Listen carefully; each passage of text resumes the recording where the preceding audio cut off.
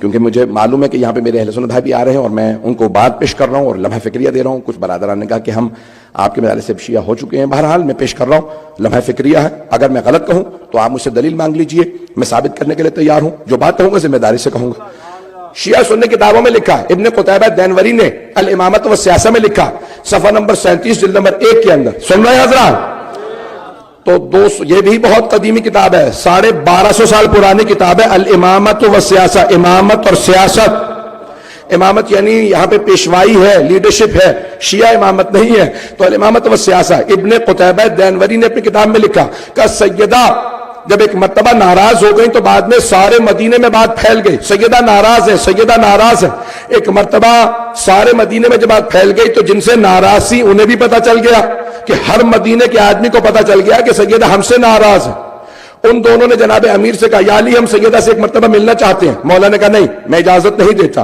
کہا بس ایک مرتبہ ہم بات کرنا چاہتے ہیں. مدینے کا ہر آدمی جہاں ہم جاتے ہیں سننے میں آتا ہے کہ سیدہ ناراض ہے. جناب امیر گھر آئے, مساجد پہ نہیں آیا, آئے گھر, اور آنے کے بعد جناب سیدہ سے کہا شیخین آئے ہیں دروازے پہ کہ آپ سے ملنا چاہتے ہیں. مولا نے جیسی جناب خاتون جنت سے کہا میں ان کی شکلیں نہیں دیکھنا چاہتی.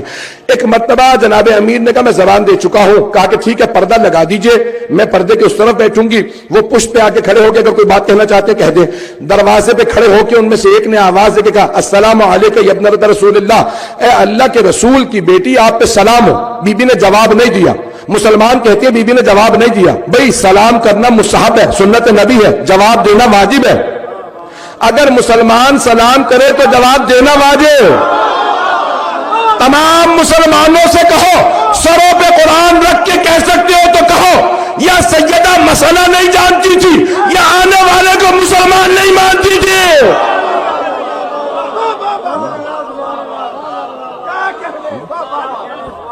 بات پہنچ رہی ہے؟ اگر ہے ہمت, اگر ہے کسی مسلمان میں ہمت تو قرآن سر پہ رکھ کے کہے کہ معاذ اللہ سیدہ کو مسئلہ نہیں آتا تھا. اور اگر کہے کہ نہیں مسئلہ جانتی تھی تو پھر بتاؤ اسے مسلمان مانتی تھی؟ جس نے آ کے سلام کیا, سیدہ نے کہا نہیں میں تجھے جواب لائق نہیں سمجھتی. یہی جناب زینب کبریٰ نے دربار یزید میں کیا تھا.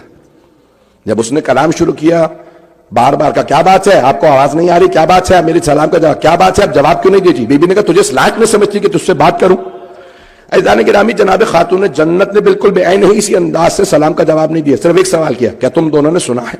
جب کہا کہ بھئی آپ ناراض ہیں, بی بی نے کہا سنا ہے, میرے بابا فرماتے تھے کہ اگر سیدہ ناراض ہوں تو خدا ناراض ہوتا, ان اللہ یغضب لغضب فاطمہ. سنا ہے یہ تم نے دونوں نے کہ فاطمہ کے ناراض ہونے سے خدا ناراض ہوتا؟ تو کہا ہاں ہم نے سنا.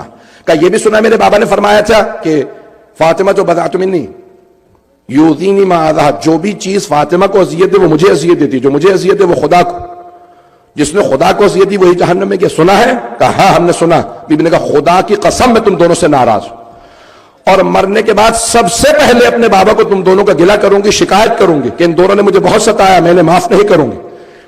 عزیزان گرامی, خاتون جنت کے الفاظ میں جانتا ہوں میں نے بہت سخت باتیں کہہ دی ہیں, لیکن عزیزان گرامی یہ خطبہ جہاں سے جناب سیدہ شروع کر رہی ہیں, اگر سنیں گے تو میں آگے بڑھوں گا, اگر کہیں گے تو میں موضوع بدل دیتا ہوں. دل آزادی تو نہیں ہو رہی, کوئی پریشان تو نہیں ہو رہا؟ اگر کہیں گے تو میں آگے بڑھوں, اگر چاہتے ہیں میں آگے بڑھوں تو باواز بلند صلوات.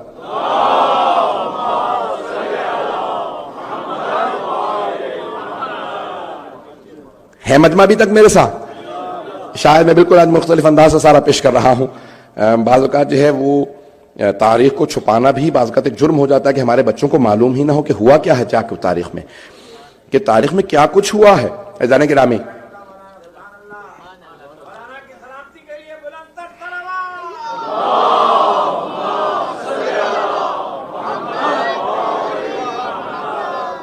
چلتے رہیں گے. عزیزان گرامی, اس مقام پہ بہت سے علماء نے لکھا ہے اہل سنت کے کہ دونوں موجود تھے, کیونکہ تو پہلے نے فوراً رونا شروع کیا اور وہ وہاں سے باہر نکل گئے اور کہا کہ مجھے کچھ نہیں چاہیے. سیدہ ناراض ہو گئی. دوسرے نے جا کے کہا کہ لوگوں کو مت بتانا کہ کیا ہوا ہے, اور اس معاملے کو یہیں پہ دبا دو, اور عورتوں کی باتوں میں مت آنا, اور چھوڑ دو اس معاملے کو. کہا کہ نہیں میں یہ نہیں دیکھ سکتا کہ اب سیدہ جو ہے ناراض ہو رہی. کہا کہ چھوڑ دو اس معاملے کو. کہا ٹھیک ہے, بھی چیزوں کا کیا کریں گے, کہا ہمیں سب چیزوں کو اپنے پاس رکھنا ہے. پھر دوبارہ منصوبہ بندی ہونے لگی اور کیا کیا چھیننا ہے اور کس طرح سے معاملات کو آگے بڑھانا ہے. میں سخت جملے کہہ رہا ہوں میں جانتا ہوں، لیکن میں تاریخ پیش کرنے پہ مجبور ہوں. یہاں تک کہ وہی جو روتے ہوئے نکل گیا، ایک مرتبہ موت کے وقت مروج الذہب میں ہے، بڑے بڑے علماء نے لکھا کہ بار بار جب بیمار تھا تو بے ہوش ہوتا، ہوش میں آتا تو ایک ہی بات دہراتا، اے کاش میں نے 3 کام نہ کیے ہوتے. تو پوچھنے والوں نے پوچھا کہ کون سے، سنیں گے نا؟ میں جانتا ہوں میں آج سخت باتیں کہہ رہا ہوں لیکن سن لیجئے گا، چاہے بے شک نشر نہ کریں، مجھے وہ نہیں ہے. صرف میں اپنے بچوں کو بتانا چاہتا ہوں کہ ہماری تاریخ کیا ہے، کیوں ہمارا اتنا سخت موقف ہے. تو ایک مرتبہ کہا ہے کاش میں نے 3 کام نہ کیے ہوتے، مجھے صرف ایک کام کو پیش کرنا ہے. پوچھا کون سے 3 کام، کیوں رو رہے ہیں اس وقت؟ کہا میں جب بھی آنکھیں بند کرتا ہوں میرے سامنے جہنم آ جاتی ہے اور میں دیکھتا ہوں کہ فرشتے ہیں وہ کہتے ہیں کہ جہنم تیرے انتظار میں ہے، تو نے اس پہ ظلم کیا جس کا ظلم خدا برداشت نہیں کرتا. کہا کاش میں نے 3 کام نہ کیے ہوتے. کہا کون سے 3 کام؟ کہا کاش میں فاطمہ کے دروازے پہ آگ نہ لے جاتا، میں در سیدہ پہ آگ لے کے نہ گیا ہوتا. اے کاش میں نے دروازے کو آگ نہ لگائی ہوتی، یہ آگ میرے لیے جہنم کی آگ کا سبب بن گئی ہے. کیوں؟ اب نظر آ رہا ہے سب کچھ. کئی ایسے گناہ ہوتے ہیں جس کے بعد توبہ کے دروازے بند ہو جاتے ہیں.